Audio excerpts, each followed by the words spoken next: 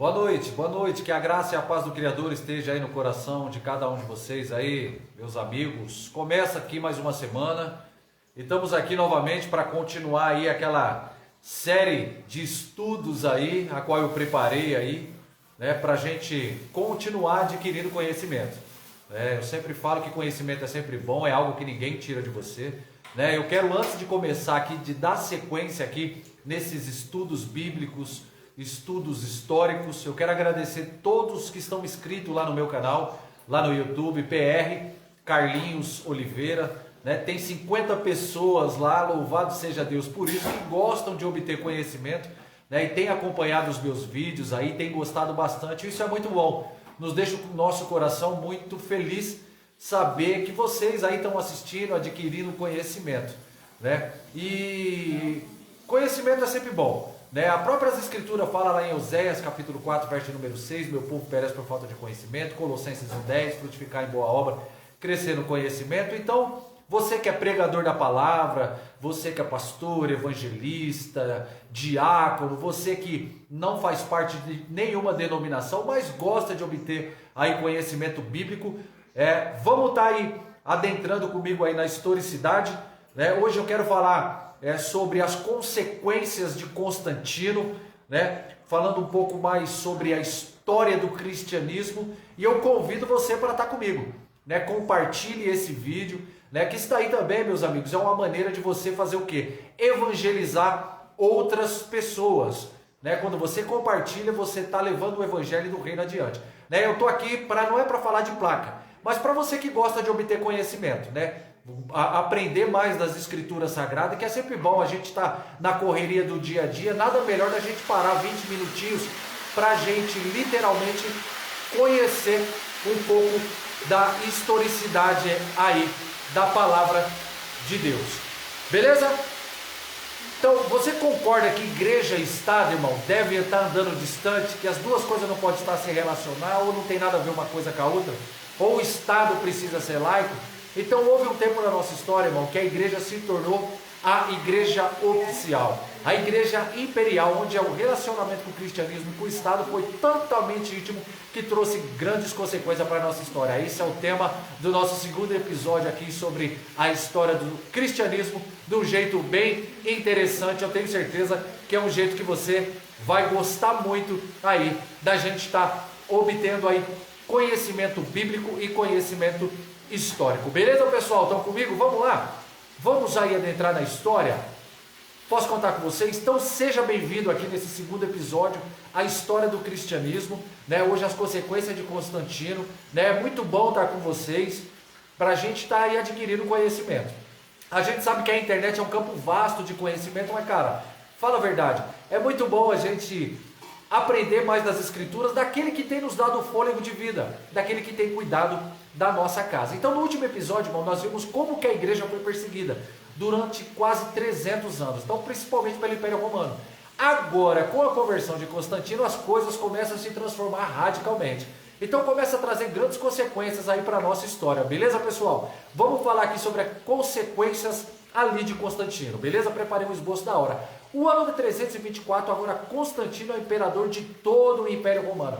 Então o cara se achava no direito de estar estabelecendo as normas da igreja, de ter um profundo relacionamento com a igreja, e ele mesmo se dizia como bispo dos bispos. Ele queria trazer ordem, dizia que a igreja seria um cimento do império. Então, por mais que eu não atribua a Constantino todos os males, se eu posso dizer assim, é difícil, meus amigos, a gente tirar da mente, do cara que foi educado para governar, ser o primeiro, ser o cabeça, se tornar servo de todos. Fala a verdade, é difícil. Claro que isso ia trazer algumas grandes mudanças em toda a igreja, pessoal. A principal mudança que nós já podemos dizer aqui é que o cristianismo não é mais perseguido. Olha que beleza. Lembra do último episódio que eu falei, que contei todas as histórias de 300 anos a igreja foi perseguida? Mas agora não existe mais perseguição. Os cristãos são livres, estão tranquilos para ir e vir. Então o cristianismo não é visto mais como um culto ilegal. Ele passa a ser totalmente legalizado. Mas Constantino, através da história eclesiástica de Eusébio lá de Cesareia, que copia esses documentos, ele vai baixando ali paulatinamente, meus irmãos, outros decretos que vão estar beneficiando lá totalmente a igreja em vários aspectos. Beleza? Tanto do ponto de vista material, quanto do ponto de vista da autoridade que a igreja passa a ter também no meio social que ela existe. Então, uma consequência totalmente importante, beleza, pessoal? Que numericamente os cristãos não estavam representando mais um risco, mas é dado a eles poder, vamos dizer assim, bastante significativo. Então imagine só comigo, pessoal. Você está sendo perseguido durante 300 anos. Os cristãos estão sendo mortos, torturados. Os livros estão sendo queimados, os ambientes religiosos estão sendo destruídos. Cara, e agora o imperador se converte. Agora o imperador se torna íntimo dos cristãos. Claro, meus amigos, que para muito ou para a maioria isso foi visto como um ato de Deus. Porque foi o próprio Deus que trouxe libertação e salvação para aquela opressão que tinha. Então a igreja começou a se relacionar com Constantino com bons olhos, de uma maneira positiva, abriu espaço para que surgisse a teologia oficial, a galera estava agora estudando mais sobre o cristianismo, a construir uma teologia mais favorável ao Império Romano. Eles viam com bons olhos. Constantino, ele estava vendo como um homem de Deus, alguém que veio trazer mudanças profundas ali para a igreja. Mas é claro, meus irmãos, que para algumas pessoas iria questionar para ver se ele se converteu ou não. Será que foi uma experiência verdadeira? Ou ele usou daquela premissa, se não pode ir com ele, se junte a ele? Ou foi uma estratégia política? Enfim, meu irmão, aqui não é o meu objetivo falar sobre isso. Mas é importante dizer que vários historiadores realmente falam que Constantino ele era sincero na sua fé. Ele realmente teve uma experiência com Deus, o cara amava o cristianismo. Até mesmo a sua mãe Helena amava o cristianismo, só que talvez, meus queridos, Constantino não conhecesse tanto mais profunda a teologia cristã, por isso ele nunca se envolveu realmente. Ele acabava sempre se envolvendo com alguns rituais pagãos ao mesmo tempo, mas ninguém tinha coragem de levantar a voz, porque o cara era imperador. Ninguém ia chegar no imperador e falar, cara, você está em pecado, você está errado. Então tinha algumas coisas complicadas, mas Constantino foi batizado lá no final da sua vida. Mas a gente não pode questionar, meus irmãos, que o próprio Constantino começou a se envolver na construção de novos templos. Ele se envolveu na construção da primeira versão da Basílica de São Pedro, a grande Basílica de São Pedro lá em Roma. O que ele faz? Ele programa a primeira Basílica de São Pedro, a catedral, a que lá existe, né? Essa é do tempo da Reforma, mas ele constrói lá na cidade de Roma, uma basílica ali, uma catedral, e os modelos são modelos romanos da época. Qual que é o modelo que vai ser usado por uma igreja lá que já possuía prédios, mas não tinha prédios, vamos se falar assim, prédios vistosos, com essas finalidades. Então ele constrói a partir de paradigmas romanos. Então logo Constantino se torna o dono de tudo. Primeiramente, o que ele faz? Ele muda a capital lá do Império. Ele começa a trazer a velha glória do Império Romano e ele achava que a cidade de Roma já não estava mais no lugar estratégico, então ele vai para a cidade de Bizâncio e funda uma nova capital, a cidade de Constantinopla. Sim, Constantino coloca o mesmo nome dele na nova capital. E era comum, os imperadores naquela época gostavam de se autogloriar. Então quando ele se vê com todo o poder, galera, ele é um cara estrategista, um cara que vê que Roma não está no centro do império, tudo que representa economicamente e politicamente, faz com que Constantino leve a capital lá para onde é Istambul, hoje batizada como Constantinopla, a nova Roma. E de fato, meus irmãos, a cidade era maravilhosa, esplendorosa. Não é à toa que os otomanos buscavam tomá-la até conseguir, certo? Mas quais foram os impactos ali da conversão de Constantino ali para a igreja? A gente vamos adentrar aqui, para a gente ver quais foram os impactos, para nós entendermos. Irmão, a liberdade dos cristãos foi uma das principais mudanças, foi nos cultos. Porque durante 300 anos os cristãos se reuniam escondidos, os caras eram perseguidos, martirizados, eles se reuniam em casas, pequenos grupos, nas catacumbas, nas cavernas. Mas agora que o cristianismo está legalizado, começavam a surgir os templos, as basílicas, as grandes construções ali. Então uma igreja, pessoal, que o imperador vai frequentar, vai participar, não pode ser mais uma igreja desprovida de pompa, de circunstância e de utilização de algumas práticas que os cultos pagãos possuíam. A introdução ali de incenso, de símbolos que não pertencem, que não são representados biblicamente. Então passa a ser incorporados ao culto cristão. E uma outra questão, galera, é que a igreja sempre foi protagonizada pelos pobres. A maioria das pessoas eram pessoas pobres, que buscavam esperança no cristianismo, conforto no cristianismo, mas agora o cristianismo faz parte do império, que o próprio imperador ele se converteu e automaticamente ali as elites, as pessoas da classe mais abastardas, da classe mais ricas, da classe média, começaram a fazer parte ali dentro da ortodoxia ali da igreja.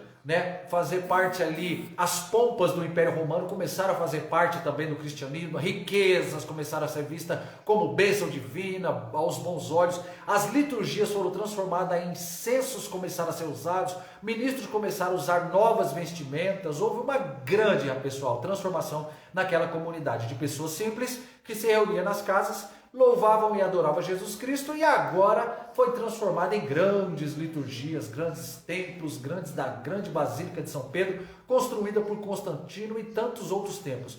Então o bispo agora não é só um bispo que trata só de questões espirituais, é um bispo também que trata também, que passa a ter poder de decisão perante ao mundo civil, onde as reuniões daquela época conciliares têm esse poder, para estar decidindo ali. Então os poderosos estavam se envolvendo cada vez mais com a igreja, e aos pouquinhos a igreja começava cada vez mais ter relação estreita com o próprio imperador.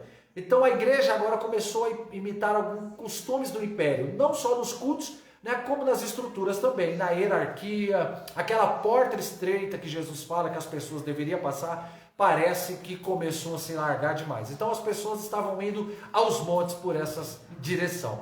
Então para muitos irmãos, a vida de Constantino foi vista como bons olhos, mas é claro que teve um pessoal que começou a reagir de uma forma totalmente diferente. Então esse desejo ali, que eu posso dizer assim, de controle, não tanto por convicções, mas por querem reagir a essa teologia imperial, que tenta controlar todas as mentes e corações da época. E um desses movimentos, meus, foi o monasticismo. Os monges, já ouviu falar? Monasticismo, os monges? Os monges, eles não surgiram nessa época, irmãos. Foi nessa época que o monasticismo lá do Oriente, do Egito, começou a ganhar muita força. Porque tinha um pessoal que começaram a olhar para aquela igreja que estava se envolvendo com o império e dizendo: isso não está bacana, não está certo, a igreja está se corrompendo, então está se envolvendo com os poderosos, está perdendo ali literalmente a essência do cristianismo, então a gente precisa fazer alguma coisa, voltar àquela essência da igreja primitiva. E ali o que acontece? Voltar àquela adoração, contemplação, simplicidade, a pobreza. E muitos, pessoal, e muitos mesmo, milhões de pessoas começaram a fugir para os desertos e começou o movimento de monasticismo. Os monges, quem foram os monges? Os monges têm uma vida cristã frouxa. Aí entre os dois lados, irmãos, começa com o movimento de espiritualidade, vitalidade, de sinceridade, de trabalho, oração, mas que com o passar do tempo leva também a um legalismo. Então a própria palavra vem do monge, que vem do grego solitário, pessoas que começaram a andar sozinhas lá pelos desertos, buscando uma vida de simplicidade, de humildade, de adoração, contemplação. Milhares de pessoas começaram a se juntar a esse movimento. Aos poucos começaram a existir os monastérios do Oriente. Então não estou falando dos monges do Ocidente, beleza? Que tem um grande impacto na época da Igreja Católica, lá no fim do Império Romano. Isso aqui é nos próximos vídeos que a gente vai trazer. Então esse tipo de vida solitária, muitas das vezes não era rejeitada pela igreja. A igreja até tolerava. Deixa ele lá, não estão causando problema para nós, deixa o pessoal viver sozinho lá. Alguns bispos tinham bons relacionamentos lá naquela época com os monges. Então, mas com o tempo, dentro daquele próprio movimento, começou a criar um certo orgulho. Os monges começaram a pensar assim: puxa, nós somos o verdadeiro cristão, os caras tá tudo errado, essa é a forma verdadeira de servir a Jesus, abrir mão de todas as suas riquezas, de tudo que você tem e viver solitário ali no deserto. Vamos falar sobre os donatistas. Já ouviu falar sobre os donatistas? Então, quantos monges fugiam para o deserto, pessoal, mas não rompia seus laços com a igreja? Tinha um pessoal que simplesmente falava que a igreja se corrompeu, romperam com a igreja e falou: nós somos a verdadeira igreja. Vários movimentos, pessoal, surgiram naquela época, mas um dos principais foram os donatistas, os seguidores de um homem chamado Donatus Magnus. Eles tinham uma razão política, mas a principal razão teológica, irmãos, é porque eles diziam que a igreja tinha se corrompido, que a igreja se tornou algo fraco, que tudo aquilo que eles desprezavam do Império Romano, quando eles eram perseguidos, agora começa a fazer parte lá da igreja. Então eles diziam, cara, isso é inaceitável, a gente precisa voltar para o cristianismo raiz, voltar a rejeitar tudo aquilo que o Império Romano e vamos viver o cristianismo de verdade. Aquela igreja que se tornou opressora, não olha mais para as pessoas simples, a igreja se tornou algo elitizado, só os poderosos têm controle de tudo isso, e os donatistas então romperam com a igreja, e esse movimento foi muito forte, viu, pessoal? Principalmente lá no norte da África, né? Dentro desse movimento donatista, irmãos, tinha pessoas que eram terroristas, né? Então o problema dos donatistas também é que eles acabam, pessoal, se estranhando, né? Não tendo, não propriamente assim uma criação, mas se ligando a movimentos que lutavam contra o Império Romano, né? Então ele acaba ali se tornando um movimento de orientação teológica, né, espiritual, e também se misturando com o movimento guerrilheiro, né, como os zelotes, né, acabam se ligando ali a esse tipo de postura, né? Então esse movimento, pessoal, permaneceu por muitos anos, né, inclusive até a época dos papas, que nós vamos falar lá mais tarde sobre isso daí, beleza? Os arianos, já ouviu falar? Então desde sempre a igreja enfrentou várias controvérsias teológicas, não é de hoje. Como a gente viu no último episódio, o gnosticismo, né, os seguidores de Marcião, que eu fiz lá no primeiro vídeo, né, que depois você pode estar vendo isso aí, e não foi diferente agora na época de Constantino. Agora existe uma grande diferença. A igreja agora tem profundas relações com o Estado, e o Estado tem total interesse de acabar com essas discussões e intervir em determinadas coisas. Isso fez com que, quando surgissem novas ideias e novas controvérsias, ao invés das pessoas debaterem publicamente, bater papo sobre os seus argumentos, tentarem convencer as pessoas, aí a igreja, eles iam até quem? O imperador, e tentavam convencer o imperador das suas ideias.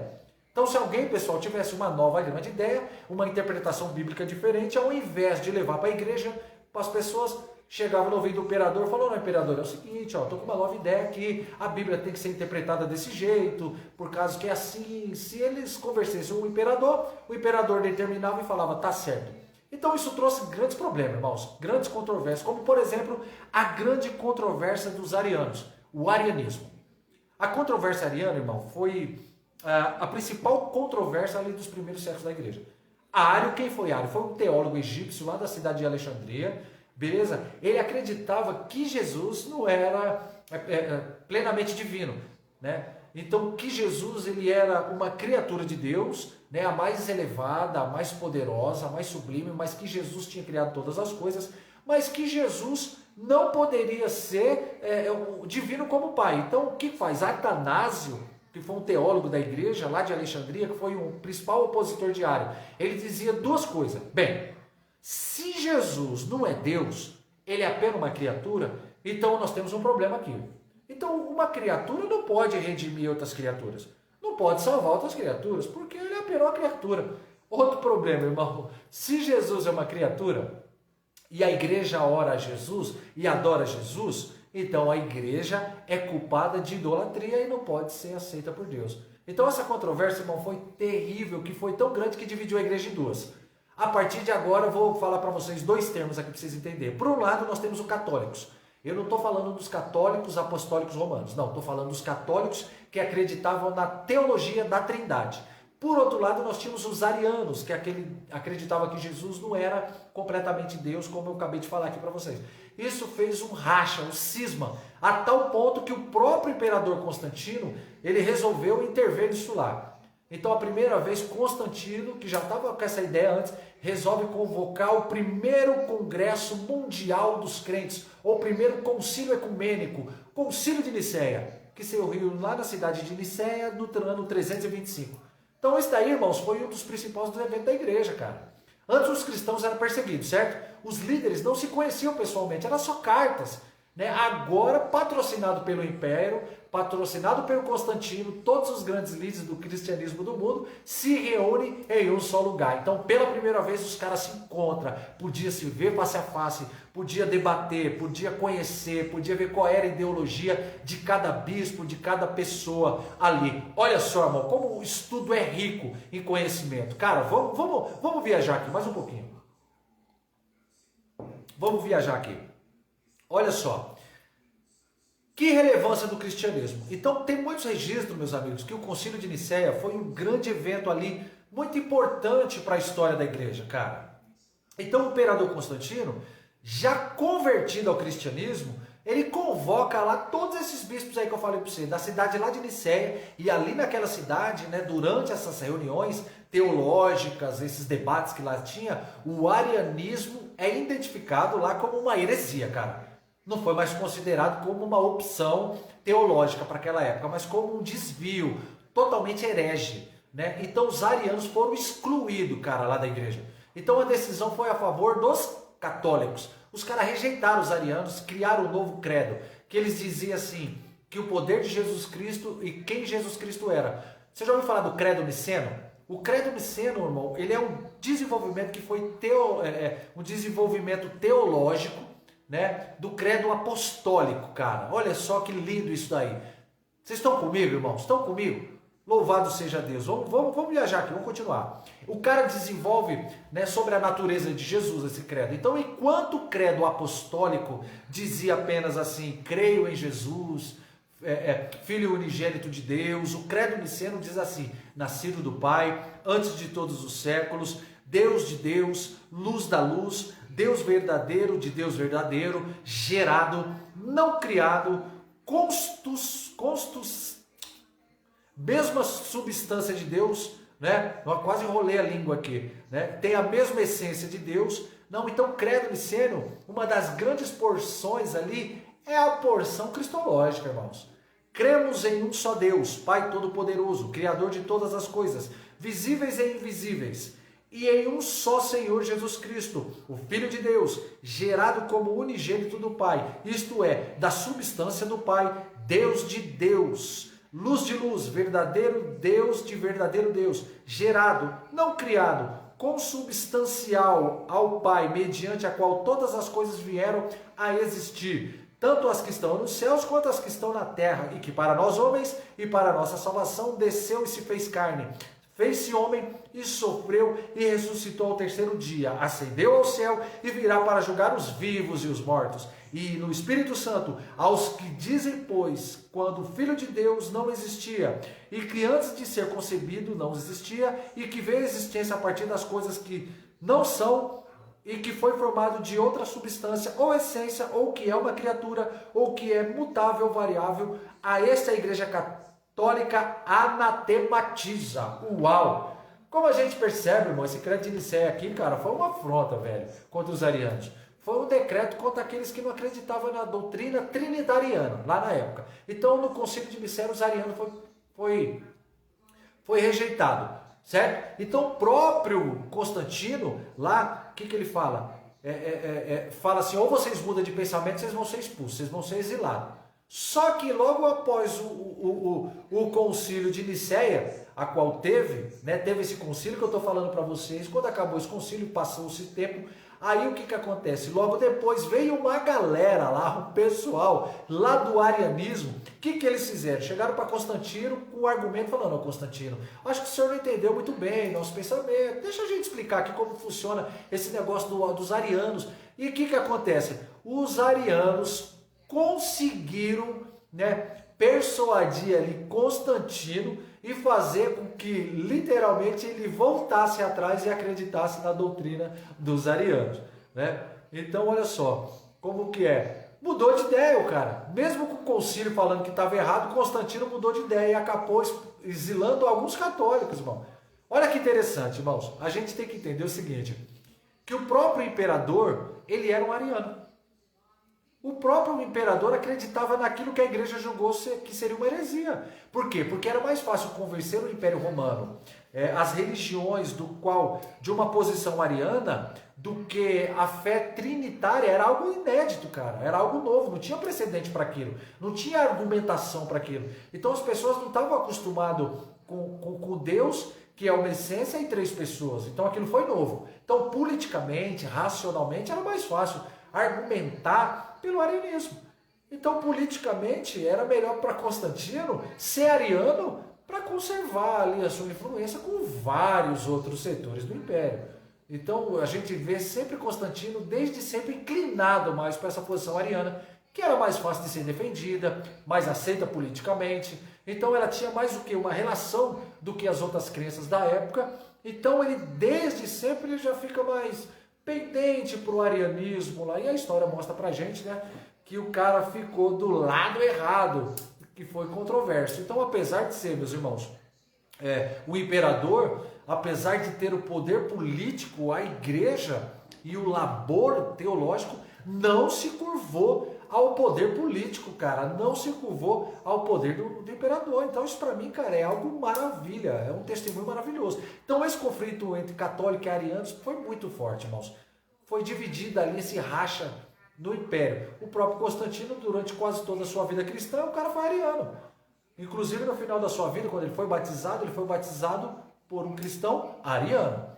Então essa controvérsia, irmão, ela permaneceu muito forte, irmão, por muitos anos, dividindo muitas igrejas, muitos pensamentos, fazendo que muitos fossem exilados, até que surge um novo imperador chamado Teodósio.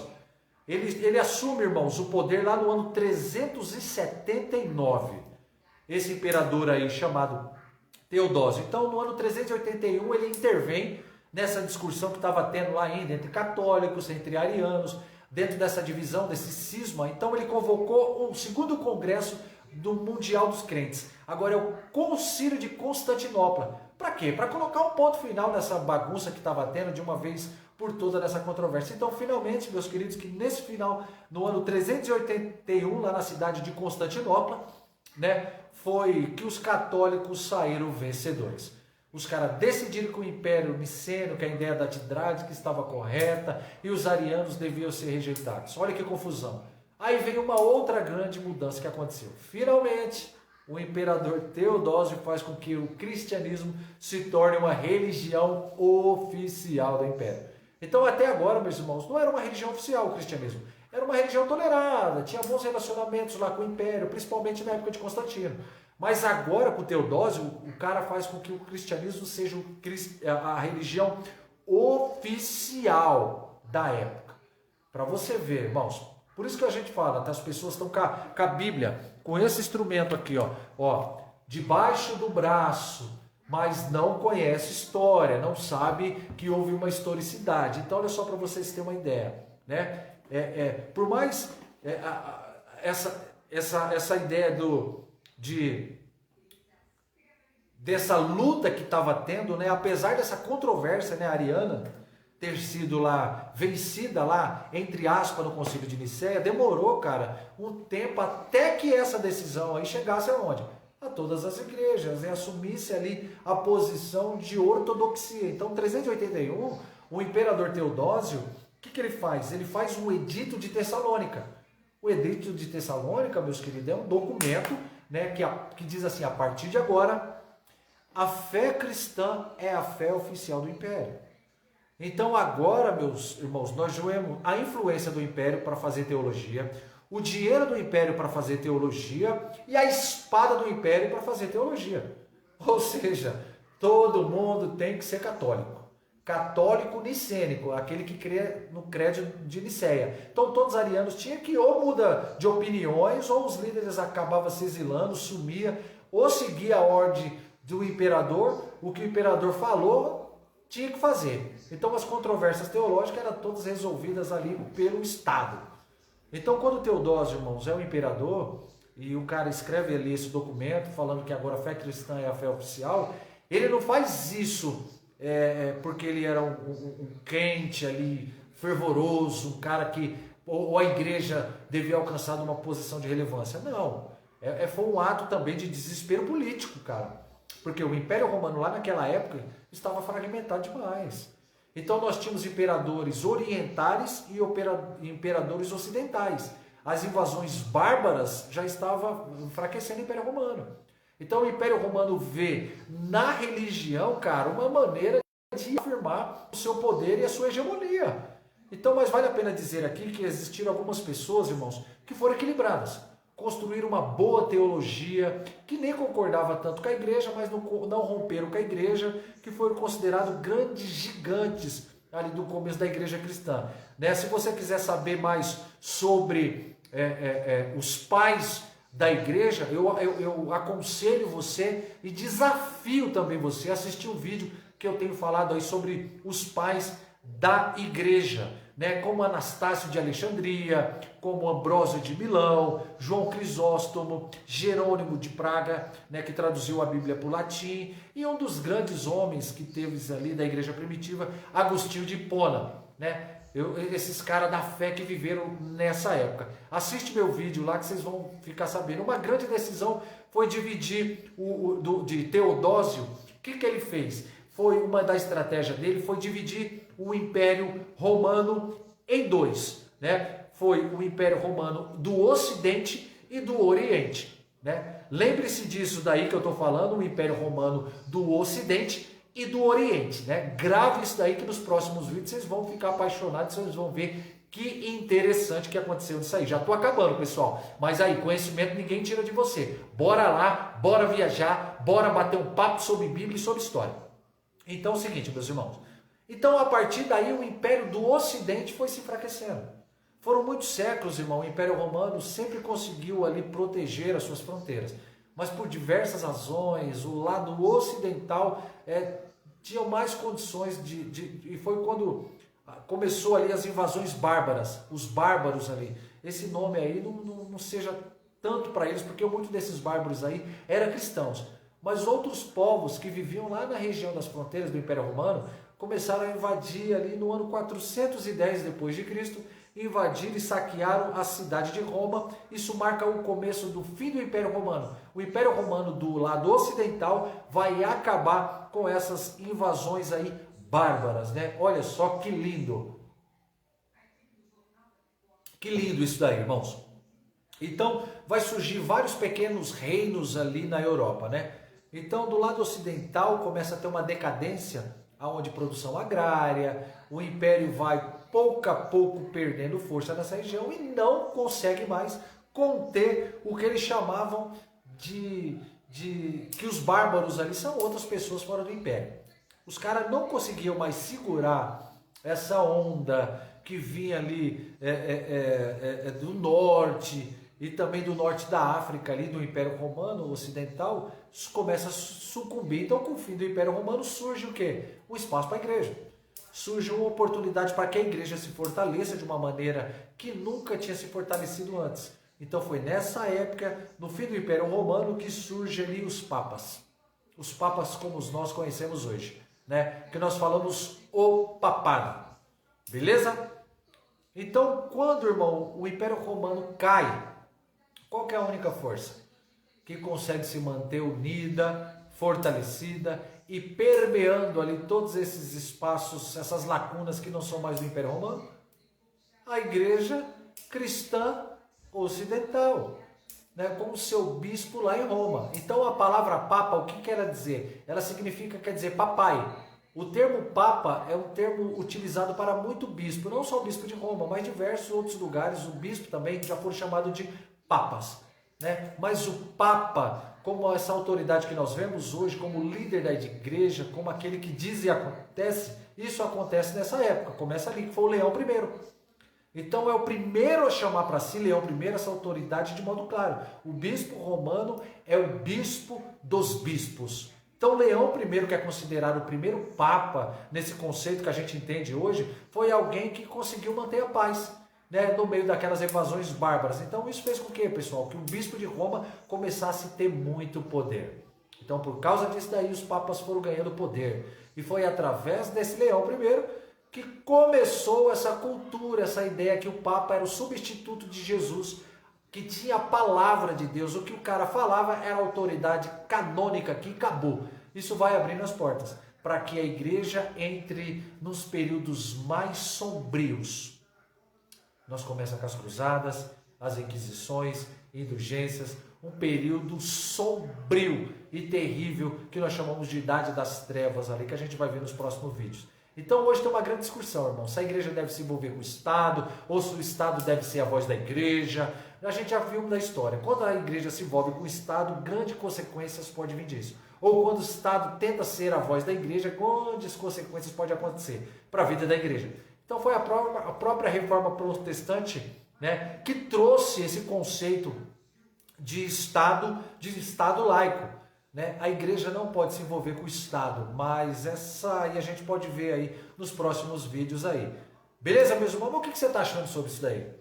Isso daqui é apenas um adendo da nossa história, não dá pra gente se aprofundar muito nisso daí, mas cara, já tenho certeza, você que é um pregador, você que gosta de obter conhecimento, diácono, presbítero, ou até você que não tem nenhum tipo de religião formada, de ideologia, mas gosta de conhecer a história, que quer aqui conhecer um pouco mais do que esse irmão humildemente está aqui falando, falo para você, desafio você, compartilhe, deixe seu like, dê aí o seu comentário, né, que isso daí alegra o nosso coração e nos deixa muito felizes sabendo que nós estamos no caminho certo, né? Comente aí qual que é a sua opinião sobre a igreja, da igreja se envolver com o Estado, do Estado se envolver com a igreja, baseado na história que eu acabei de fazer a sua narrativa. Espero você no nosso próximo episódio aqui, né, que seria sobre a Idade Média.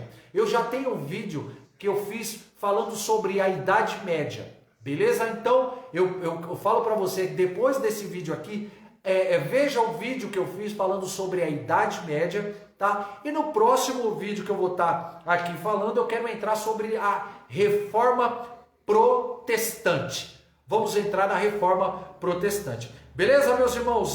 Depois da Reforma Protestante, nós iremos aqui falar sobre os grandes avivamentos, vou falar sobre a Igreja Moderna e sobre os pais da Igreja. Beleza? Tamo junto? Posso contar com vocês? Muito bom estar com vocês, meus amigos. E eu estou sempre falando aqui, eu não estou falando aqui de placa de igreja A, B, C, não. Eu estou falando para aquelas pessoas que gostam de conhecer mais da Bíblia, que gostam de dar oportunidade para você mesmo adquirir mais conhecimento e para dar uma oportunidade para o nosso Criador, aquele que tem te dado o fôlego de vida, conhecer mais sobre a história, para que a sua pregação, as suas reuniões, os seus cultos dos lares, você fique mais enriquecido de cultura bíblica e histórica. Beleza, meus irmãos? Compartilhe esse vídeo, deixa seu like aí, se inscreva no meu canal, isso é uma maneira de nos alegrar e deixar o nosso coração muito feliz. Até a próxima, se assim o Pai nos permitir. Que a graça e a paz do Criador e a doce consolação do Espírito Santo esteja com você, cobrindo a sua casa, a vida dos seus filhos, da sua família, do seu ministério, em nome de Jesus. Grande abraço, tamo junto!